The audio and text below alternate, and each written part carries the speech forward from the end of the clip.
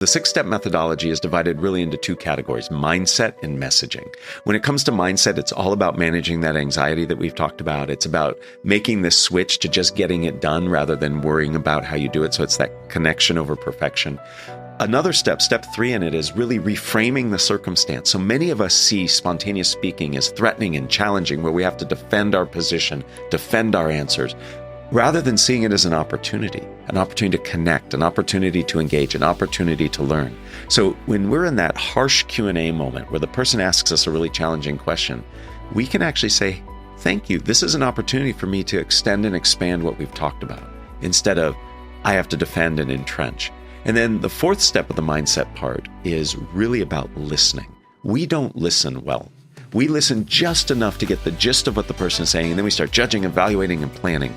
We need to really listen to get at the crux of what's being said. We have to think, what's the bottom line? Because if we don't, we can make a mistake. Let me give you an example. Imagine you and I come out of a meeting, and you turn to me and say, hey, Matt, how'd that go? And I hear feedback. And all of a sudden I say, James, well, you did this wrong. You could have done this better. We should have done that. But had I really listened, I might have noticed you came out the back door, not the front door. You were speaking a little more quietly. You were looking down. What you really wanted in that moment was not feedback, but was support. And by me itemizing all the things that went wrong, I actually did you a disservice and might have damaged our relationship because I wasn't listening fully. So we have to listen fully, and the book gives some prescribed steps about how to do that. The second part of the methodology, the last 2 steps, are about messaging. And messaging is all about being structured. We do not do well rambling. Our brains are not wired to listen to and encode when somebody rambles. So we need to use structure, frameworks to help. And then the final step is what I call the F word of communication, not the naughty one, focus.